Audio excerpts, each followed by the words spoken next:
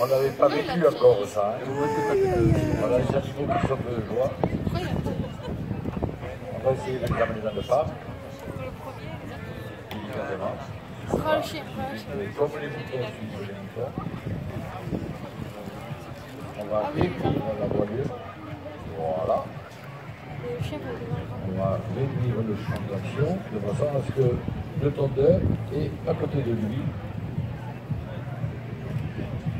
Ces moutons. Là maintenant il va chercher le baladeur. Je ne sais pas où ils sont. Alors voilà, ça y est, c'est opérationnel dans la seconde qui suit. Il a installé son micro aussi pour lui mettre en contact. Voilà, les spécialistes du son, de l'image, de la vidéo, Internet, dites un peu le public, là, comment ça se passe, qui tu es, d'où tu viens. Je vais peut-être aller de l'autre côté, non? On verra mieux là-bas. Bonjour à tous. Alors du coup, je me présente. Moi, je m'appelle Thibault Léon Resto. Je suis tondeur de moto depuis 25 ans. Je suis aussi éleveur dans l'Aude, sur la commune de Cauny, éleveur et sélectionneur de mouches de moutillon, une race locale. Ici, à SGL, on peut un équipement particulier, notamment des chaussons, comme ceci. Des chaussons qui sont en fait dépourvus de semelles, qui nous permet justement de pouvoir avoir un meilleur contact avec l'animal et surtout éviter de me pencher trop et de me fatiguer le dos. On n'imagine pas, mais sur une paire de chaussures normales, il y a à peu près 2 cm de talon. Et quand moi je me baisse, si j'ai 2 cm et demi de plus, je vais être obligé de me courber un peu plus. Ça paraît rien comme ça, mais pour le dos, pour la fatigue du jour, ça reste important. Donc du coup, je vais commencer par vous tondre un mouton à l'ancienne.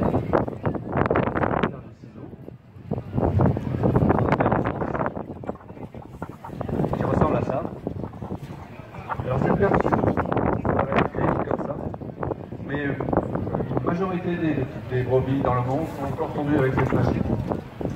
Voilà, parce qu'il y a plein d'endroits dans le monde où on élève du mouton. Généralement, on élève du mouton aux endroits où on ne peut pas élever de vaches, de chevaux. C'est toutes les zones un peu plus arides, un peu plus escarpées.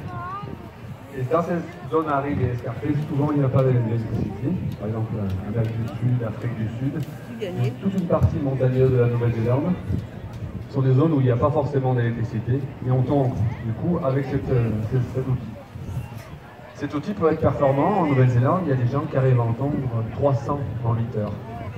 Donc ça peut fonctionner. C'est pas mon cas. Hein. On peut en faire une déjà, c'est déjà pas mal pour vous montrer. Alors l'intérêt aussi de ces ciseaux, c'est que actuellement on est quand même fin octobre, c'est pas vraiment le meilleur moment pour enlever la laine des moutons. Donc avec ces ciseaux, vous allez voir, je vais laisser à peu près 1,5 cm, 2 cm d'épaisseur de poison sur l'animal, ce qui lui permettra justement de pouvoir se protéger du mauvais temps. Regarde, attends là. Je savais pas qu'elle avait qui était descendue. Alors je suis encore sur l'animal assis. On voit pas. Pas forcément pour sa viande. Tout d'abord, on élevait du mouton pour ses crottes, pour son fumier. Parce que c'était un fumier adéquat pour pouvoir fertiliser la parcelle de blé qui ensuite allait nourrir la famille pendant toute l'année.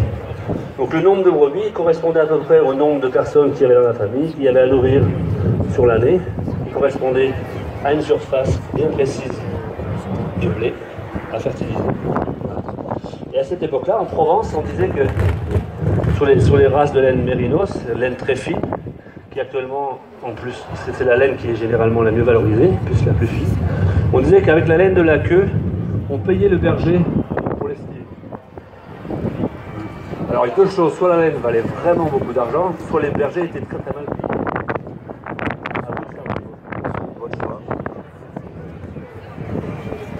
Ce qu'on peut dire en tout cas, c'est qu'avant, la tonte du mouton pour les éleveurs était un revenu. Actuellement, puisque la laine maintenant est vraiment dévalorisée, en France on a optimisé, on a fait le choix de sélectionner nos animaux pour leur production de viande et on a un peu laissé de côté la sélection de la qualité de la laine. Donc du coup, la laine en France est généralement...